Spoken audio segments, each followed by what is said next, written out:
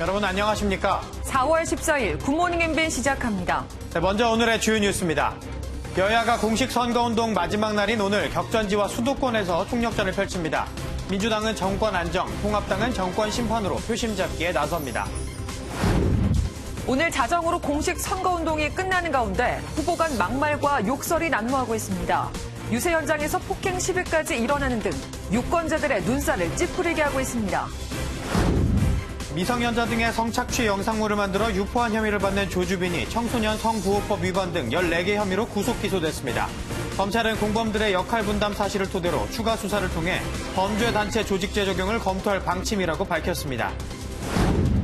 대구시가 신천지 31번 환자의 동선 허위 진술 정황이 확인됐다고 밝혔습니다. 대구시는 경찰에 추가 수사를 의뢰해 결과에 따라 구상권을 청구할 방침입니다. 일본에서 경찰서장과 간부들이 회식 후 코로나19에 감염돼 120여 명이 격리됐습니다. 늑장대처럼 비난을 자초한 아베 총리의 긴급 사퇴 선언을 두고도 부정적인 여론이 높아지고 있습니다. 21대 국회의원을 뽑는 4.15 총선이 이제 하루 앞으로 다가왔습니다. 어제도 여야의 유세 총력전이 이어졌는데요. 이낙연 더불어민주당 상임선대위원장은 험지인 대구 경북에서 지원 유세를 펼쳤습니다. 김종인 미래통합당 총괄선대위원장은 민심의 풍향계로 꼽히는 충청권을 찾아 힘을 보태달라고 호소했습니다. 조창훈 기자입니다. 이낙연 더불어민주당 공동상임선대위원장은 미래통합당의 텃밭인 대구 경북 지역을 총선 기간 중 처음으로 찾았습니다. 이 위원장은 코로나19로 고통받은 지역 주민을 위로하고 힘을 보탰던 광주 시민들을 언급하며 지역주의 극복을 호소했습니다. 지역의 완화, 이것을 한번 보여주심으로써 전 국민께 감동을 선사했으면 어떨까 여러분께 감히 제안드립니다.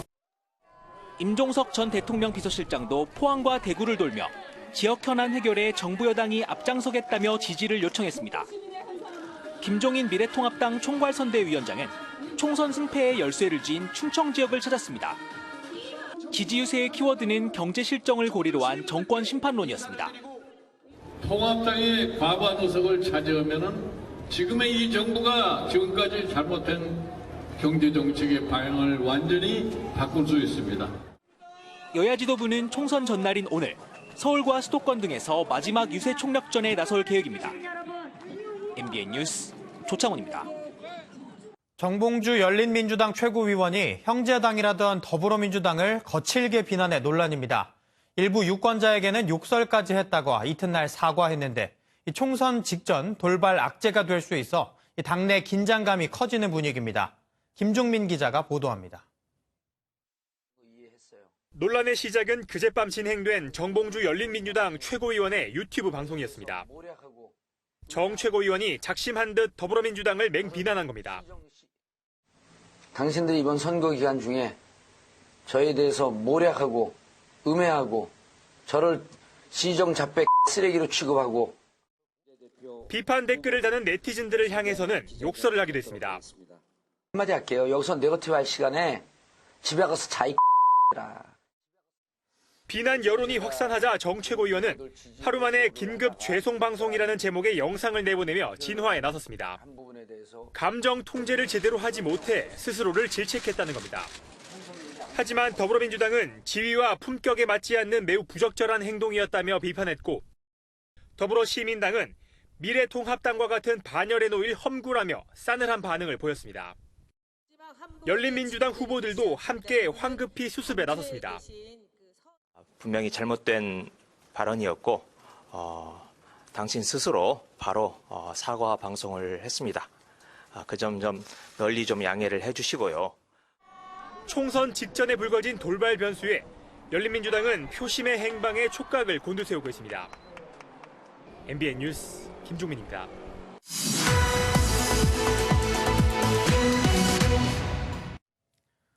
이제 단 하루 남았습니다. 이 막판 표심이 어디로 흘러갈지 여야 모두 긴장의 끈을 바짝 조이고 있는데요. 정치부 김순철 기자와 자세한 이야기 나눠보겠습니다. 안녕하세요. 네, 김 기자, 먼저 이제 정말 하루가 남았습니다만 이 여야가 끝까지 막말과 폭로전으로 좀 골머리를 앓는 모습입니다. 네, 앞서 리포트 보셨듯이 총선이 막바지에 접어들면서 혼탁한 양상을 좀 보이고 있습니다. 예. 이른바 세월호 텐트 발언으로 도마에 올랐던 차명진 미래통합당 후보 결국 제명됐습니다. 예. 김남국 민주당 후보는 과거 인터넷 방송에서 여성을 성적 비하하는 대화에 참여했다는 이런 폭로도 나왔는데요. 예. 예상치 못한 돌발 변수에 여야 모두 골머리를 앓는 모양새입니다.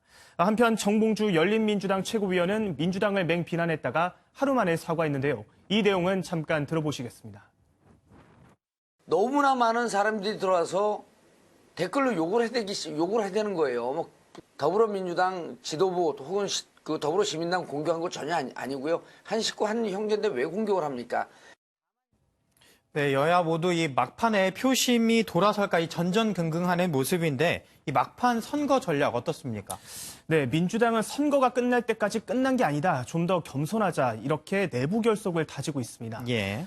최근 유시민 노무현 재단 이사장의 범진보 180석 발언이 나온 뒤로 바짝 몸을 낮추는 모양새인데요. 예. 이해찬 대표는 수도권 민심 이반을 우려한 듯 121곳 가운데 경합 지역이 70곳에 가깝다고 언급하기도 했습니다. 반면 미래통합당은 개헌저 시선, 다시 말해 100석도 지키기 어렵다며 읍소 전략을 펴고 있습니다. 최근 당 자체 여론조사에서 기대 이하의 성적이 나올 수 있다는 분석이 나와 큰 충격을 받은 것으로 알려져 긴장감이 커지고 있는데요. 예. 총선이 단 하루 남은 상황이라 정권 심판론에 주력할 것으로 보입니다. 네. 네, 그렇다면 이 각 당이 기대하는 혹은 예상하는 의석수 어떻게 좀 보고 있나요? 네, 쉽게 말하면 일당의 지위를 확보하는 게 최종 목표입니다. 예. 네, 다시 말하면 총 300석 가운데 150석을 얻는 것이겠죠. 네. 일단 지역구 의석만 보면 민주당은 130석 이상을, 미래통합당은 110석 이상을 얻을 수 있다고 전망했습니다.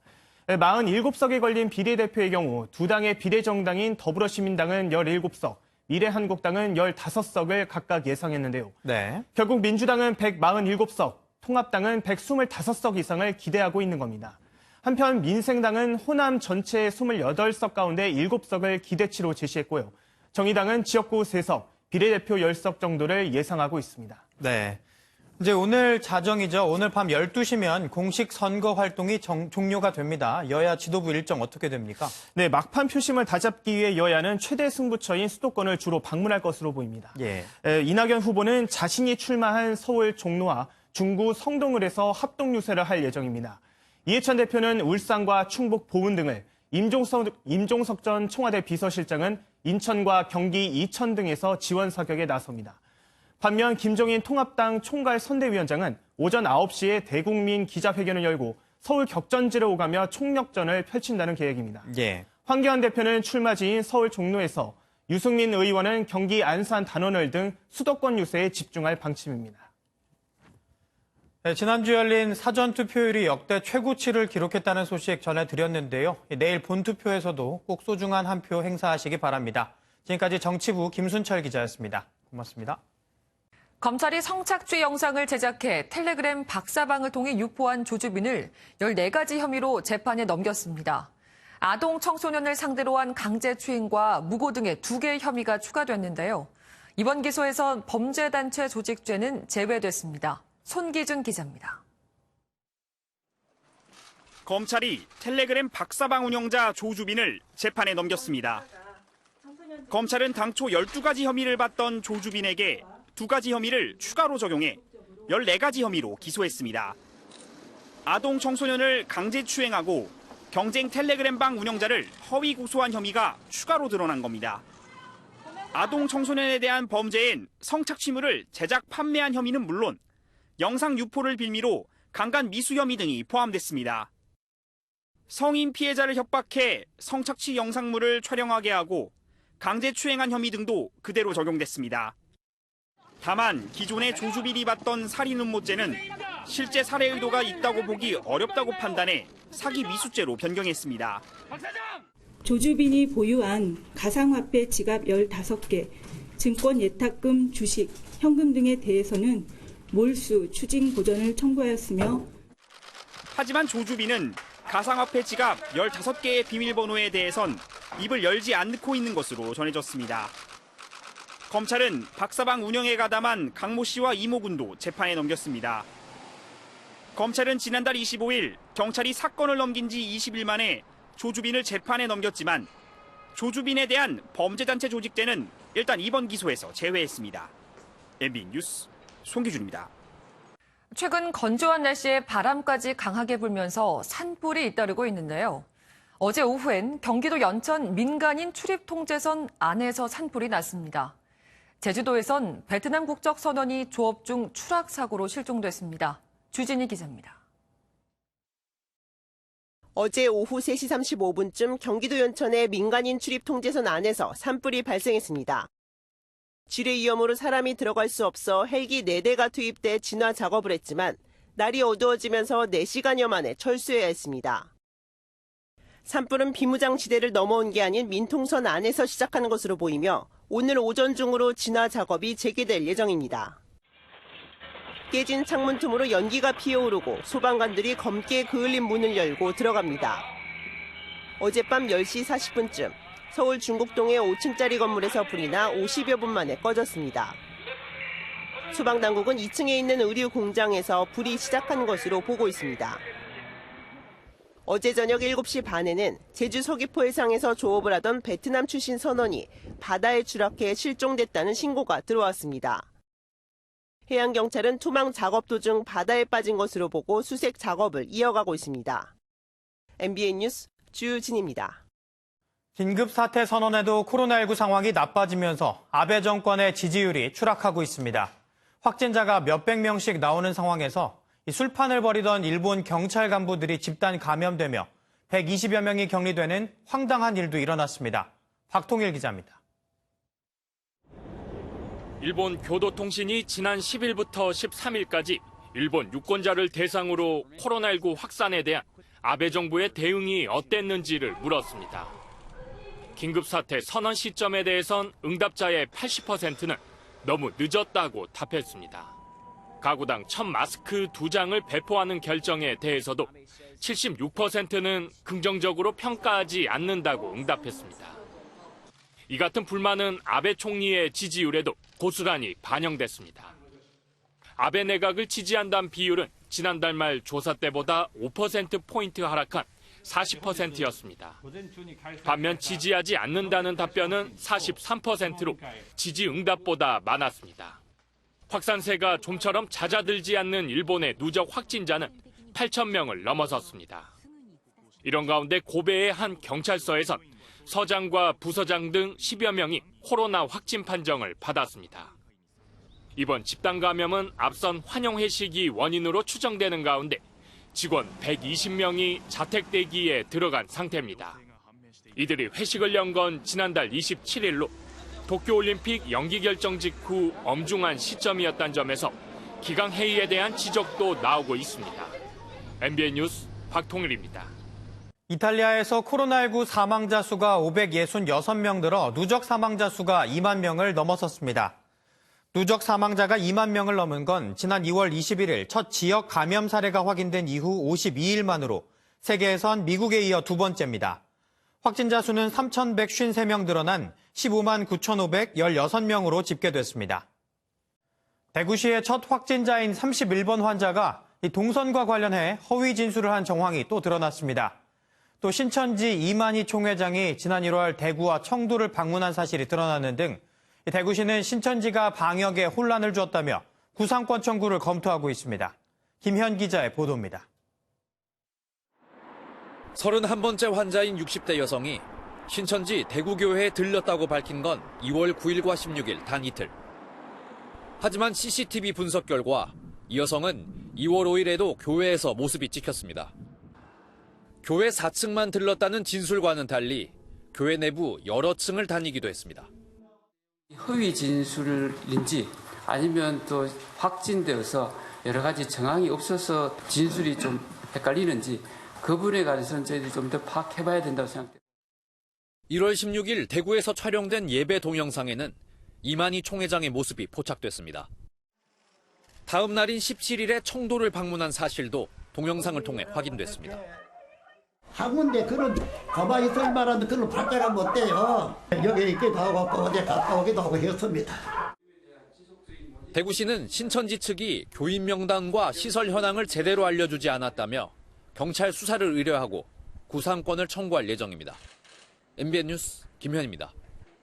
코로나19의 여파가 당장 완성차 업계에서 나타나며 현대기아차는 공장 중단을 이미 시행하거나 검토 중입니다. 더 큰 문제는 완성차 업계가 셧다운되면서 타이어와 철강 등 연쇄 산업이 도미노처럼 함께 멈추고 있다는 겁니다. 길기범 기자입니다. 해외 수출 차량을 주로 생산하는 기아 자동차 소하리 공장. 오는 23일부터 일주일 동안 공장 중단을 검토하고 있습니다. 코로나19로 미국과 유럽 등 주요 수출국 시장이 마비되면서 수출 물량 조절에 나서는 겁니다. 기아 자동차 측은 소하리 1, 2 공장 외에도 광주 2공장 셧다운도 논의 중이라며 노조 측과도 협의를 진행 중이라고 밝혔습니다. 현대자동차는 이미 어제부터 울산 5공장의 생산을 중단했습니다. 코로나 초기 중국산 부품 수급 문제에 이어 수출 절벽까지 겪으며 완성차 업계의 실적은 악화되는 상황. 더 큰 문제는 타이어와 철강 등 부품업계로 확산한다는 건데 실제 한국타이어와 금호타이어는 공장을 한동안 중단하기로 했습니다. 또 전기전자와 조선 등 수출 주력 품목도 위기 상황이라 경제 충격이 고용 대란으로 번질 수 있다는 우려까지 나옵니다. 또 좋은 일자리가 또 제조업에 많은 편이거든요. 좋은 일자리가 이제 잃게 되고 그다음에 전반적인 이제 경제에 주는 충격이 상당할 거로 예상됩니다. 전문가들은 우리나라의 경제 체력이 크게 약화된 상황이라 장기 침체 가능성이 크다며 획기적인 정책 전환이 검토돼야 한다고 말했습니다. MBN 뉴스 길기범입니다. 코로나19 여파로 12월로 미뤄진 수능 일정이 확정됐습니다. 방역당국이 생활방역 전환을 검토 중인 가운데 교육부는 원격 수업과 등교 수업을 병행 가능할지 신중하게 접근하겠다고 밝혔습니다. 정수정 기자입니다. 올해 12월 수능 일정이 확정됐습니다. 코로나19 여파로 12월로 밀린 2021학년도 대입 전형을 한국대학교육협의회가 공고했습니다. 올해 수능은 12월 3일, 수능 성적 통지일은 12월 23일입니다. 수시 모집 학생부 작성 기준일은 9월 16일로 확정됐고 수시 원서 접수 기간은 당초 교육부 안에서 하루 단축돼 오는 9월 23일부터 28일까지 진행됩니다. 특히 재학생 같은 경우에 교육과정 관련 활동을 하는 기간이 부족하다는 의견들이 많았고요. 선생님들이 또 이제 그 기록을 작성하는 기간도 이제 부족하다 이런 말씀들이 많습니다. 대학별 전형 일정도 변경돼 수험생들은 반드시 일정을 대학 홈페이지에서 확인해야 합니다. 중고등학교 1, 2학년과 초등학교 고학년 등이 오는 16일 2차 온라인 계약을 하는 가운데 교육부가 등교 수업 시점도 검토 중입니다. 교육부는 단순 수치만 가지고 판단할 수는 없고 방역당국과 전문가, 시도교육청 의견과 국민 인식 등을 종합적으로 검토할 예정이라고 전했습니다. 학년별로 등교하거나 일주일 중 하루 이틀 혹은 격일로 등교하는 방안도 검토 중입니다. 다만 교육부는 등교 일정이 달라지면 입시 등 학사 운영과 관련해 지역 편차가 생길 수 있기 때문에 가급적 날짜를 달리하지는 않을 것이라고 밝혔습니다. MBN 뉴스 정수정입니다. 312만 명이 접속하는 2차 온라인 계약을 앞두고 EBS 온라인 접속에 또 문제가 생겼습니다. 온라인 먹통에 학생과 교사, 학부모들의 우려가 커지고 있습니다. 임성재 기자입니다. 어제 오전 EBS 온라인 클래스 홈페이지입니다. 시스템 오류로 인해 고등학교 온라인 클래스 접속이 불안정하다는 안내글이 올라왔습니다.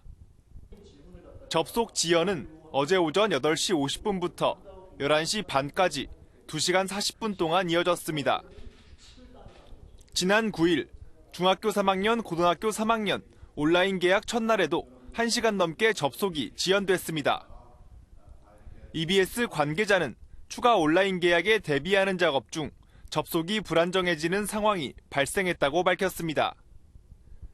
하지만 당장 모레 중고교 1학년부터 2학년과 초등 4학년부터 6학년이 2차 온라인 계약을 앞둔 상황입니다.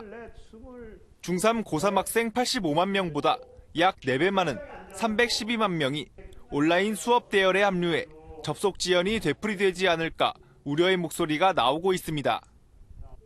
교육부는 과학기술정보통신부, 통신사들과 함께 2차 온라인 계약 점검 회의를 했습니다. 학습 관리 시스템의 접속 지연 등 몇 가지 애로사항이 현장에서 얘기가 올라오고 있고 이 점은 반드시 해결하고자 합니다. EBS는 오늘 새벽 온라인 클래스 성능 개선을 위한 긴급 작업을 6시간 동안 진행했습니다. MBN 뉴스 임성재입니다. 김정은 국무위원장의 불참 속에 북한이 우리의 국회격인 최고인민회의를 열고 이 코로나19 사태 장기화에 대비하는 경제와 보건 분야에 예산을 대거 투입하기로 했습니다. 외교 라인도 교체된 가운데 2년 전 남북 정상회담 때 냉면이 목구멍으로 넘어가느냐고 말했던 리선권 외무상이 국무위원에 올랐습니다. 신동규 기자입니다. 북한이 우리의 정기국회에 해당하는 최고인민회의를 그제 만수대 의사당에서 열었습니다. 수백 명에 달하는 대의원들은 모두 마스크를 쓰지 않은 채였습니다. 애초 예고한 일정보다 이틀 늦게 열렸는데 김정은 국무위원장은 참석하지 않은 걸로 보입니다. 이번 회의에서 북한은 국가 예산의 47.8%를 경제건설에 투입하고 보건 분야 예산도 7.4% 증액하기로 했습니다. 겉으론 여전히 확진자가 없다는 입장이지만 코로나19 대응을 위한 걸로 풀이됩니다. 북한도 코로나19로 인해 경제적 어려움을 겪고 있는 여타 많은 나라들과 같이 어려움이 직면해 있는 건 사실인 것 같고요.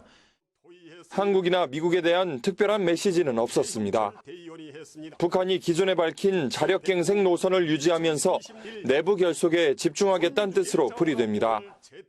대북 정책 전환이 있을 때까지 정면 돌파할 것이고 남측과 관련해서도 통미 봉남을 계속 이어나가겠다는 그런 전략이 담긴 것으로 보여집니다. 이런 가운데 2년 전 남북 정상회담 때 한국 기업인의 냉면이 목구멍으로 넘어가느냐고 발언해 물의를 빚은 리선권 외무상이 국무위원회에 임명됐습니다.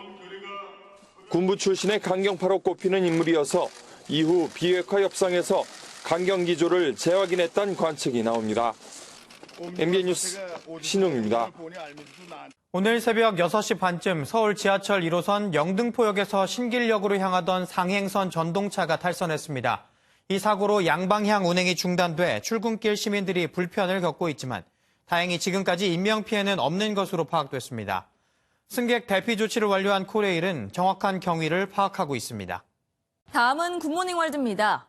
파란색은 청량하고 맑은 이미지 때문에 주로 긍정적인 의미를 담곤 하는데요. 미국 전역에서 일제히 푸른색 조명이 켜졌다고 합니다. 무슨 일일까요? 대형 호텔 외관이 푸른색으로 물들었습니다.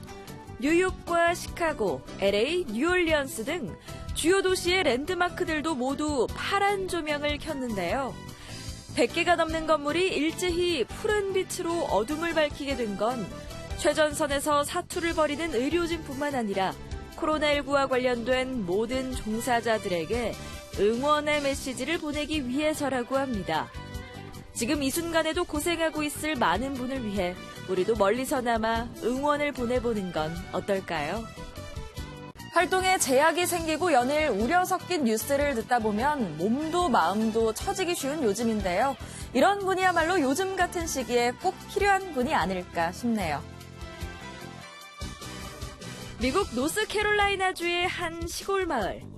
우편 배달차를 몰고 나타난 이 여성의 옷차림이 어딘가 독특한데요. 머리 위에 저건 공사장에서 보던 고깔 아닌가요? 이뿐만 아니라 그녀는 상어와 나비, 꿀벌 등 매일 기상천외한 분장을 하고 우편물을 배달하러 온다고 합니다. 그녀의 옷차림이 마을 주민들에겐 하나의 즐거움이라는데요. 재밌게 일하면서 사회를 조금이라도 더 나은 곳으로 만들고 싶다는 그녀. 걸음걸음 긍정의 에너지를 뿌리고 다니는 분이네요.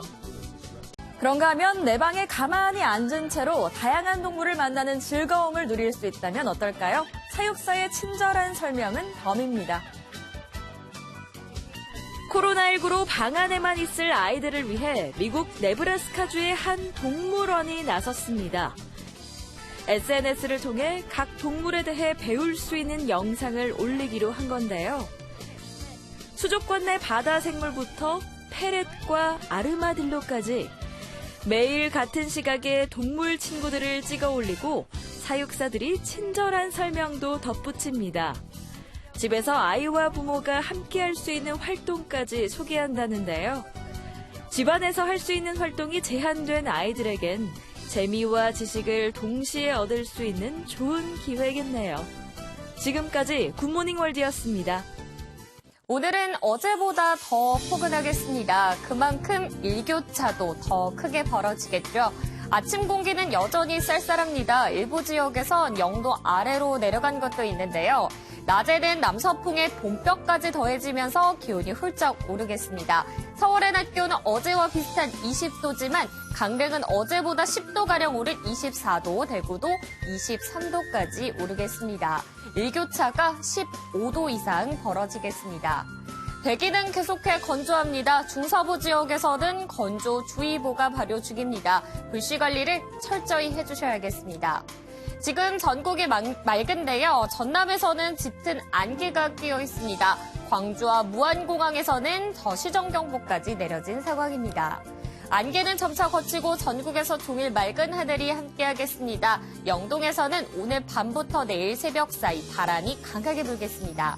미세먼지 농도는 전국에서 좋음에서 보통 수준을 유지하겠습니다. 자세한 현재 기온 살펴보시면 서울은 7.8도, 대전 4.5도, 안동은 1.1도로 시작하고 있는데요. 낮에는 서울 20도, 전주 21도, 부산 20도까지 오르면서 어제보다 높겠습니다. 국회의원 선거일인 내일도 맑고 포근한 날씨가 이어지겠고요. 금요일과 일요일에는 전국에 비 소식 들어있습니다. 날씨였습니다.